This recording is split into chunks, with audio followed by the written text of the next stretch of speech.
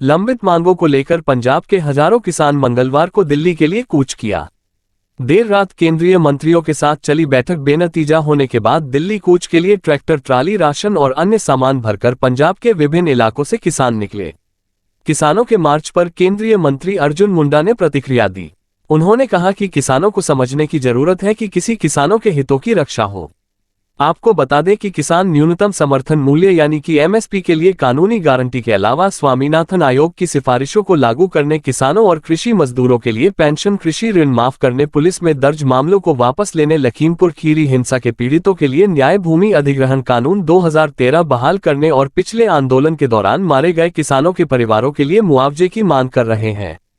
केंद्रीय मंत्री अर्जुन मुंडा ने खाद्य और उपभोक्ता मामलों के मंत्री पीयूष गोयल के साथ सोमवार को किसानों के प्रतिनिधियों के साथ एक बैठक की, लेकिन किसानों की मांगों को लेकर हुई यह बैठक बेनतीजा रही। संयुक्त किसान मोर्चा, जो गैर राजनीतिक है, और किसान मजदूर मोर्चा के बैनर तले किसान अंबाला, शंभू, खरौनी, जींद और डबवाली सीमाओं से दिल्ली की ओर पूंछ की योजना बनाई है। आपको बता दें कि केंद्र सरकार के सामने जिसके लिए वो दिल्ली तक मार्च कर रहे हैं, इस बार संयुक्त विरोध किसान मोर्चा और पंजाब किसान मजदूर संघर्ष समिति द्वारा किसान यूनियन नेताओं जगजीत सिंह दलेवाल और सरवन सिंह पंधे के नेतृत्व में बुलाया गया है। प्रदर्शनकारी किसानों के अनुसार केंद्र ने उन्हें फसल की बेहतर कीमत देने का वादा किया, जिसके बाद 2021 में किसान आंदोलन को समाप्त कर दिया गया था। आइए देखते हैं कि किसान नेता राकेश टिकैत, केंद्रीय मंत्री अर्जुन मुंडा, पंजाब किसान मजदूर संघर्ष समिति के महासचिव सरवन सिंह पंधेर और सपा के राष्ट्रीय अध्यक्ष अखिलेश यादव क्या कहते हैं।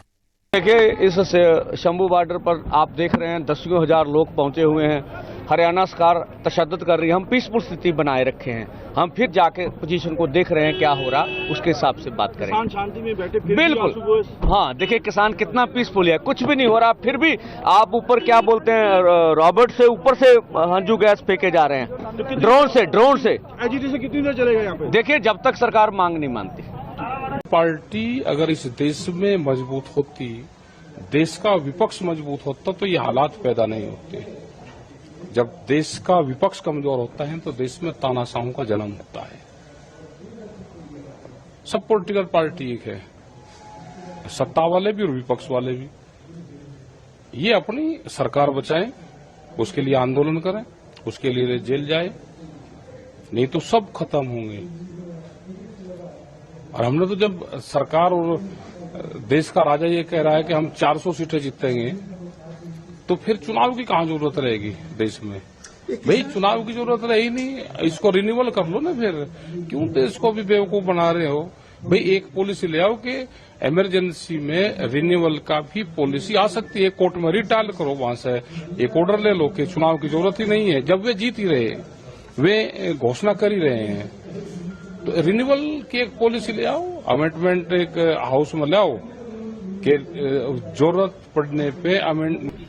देखिए, मैं इस समय ये कहूंगा कि बहुत सारे ऐसे लोग जो सरकार को जानकारी मिल रही है, बहुत सारे ऐसे लोग जो इसमें कोशिश करेंगे कि इस तरह का स्थिति बने जिससे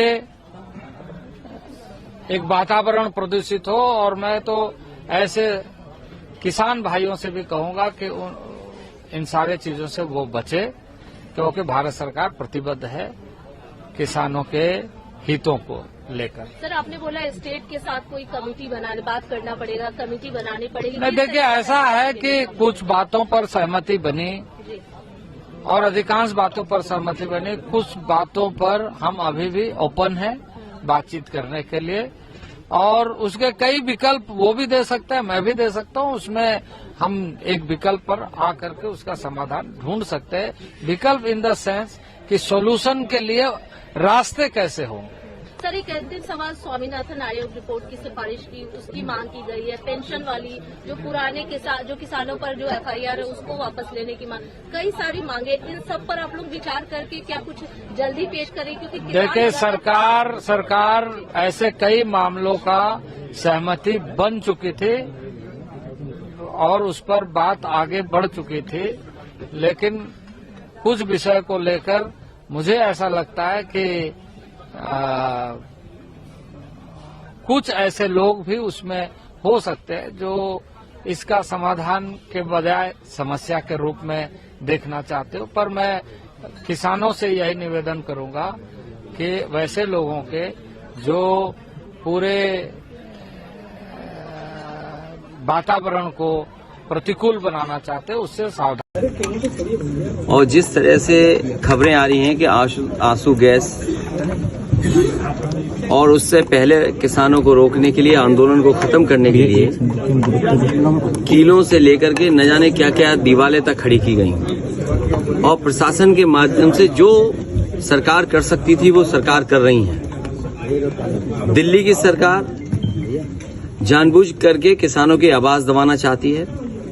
ये वही सरकार के लोग हैं जिन्होंने किसान को कहा कि उनकी आय दोगुनी हो जाएगी, फसल की कीमत मिलेगी, एमएसपी लागू करेंगे। कुछ वर्षों पहले हमने और आपने देखा किसान आकर के धरने पे बैठ गए।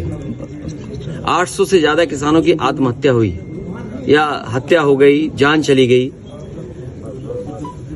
लेकिन उसके बावजूद भी सरकार किसानों को एमएसपी देने के लिए तैयार नहीं है।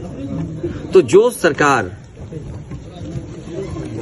किसानों के नाम पर वोट लेना चाहती हो, जो सरकार स्वामीनाथन जी को भारत रत्न दे रही हो, जो सरकार किसानों के नेता चौधरी चरण सिंह जी को सम्मान दे रही हो, भारत रत्न, आखिरकार किसान को एमएसपी क्यों नहीं?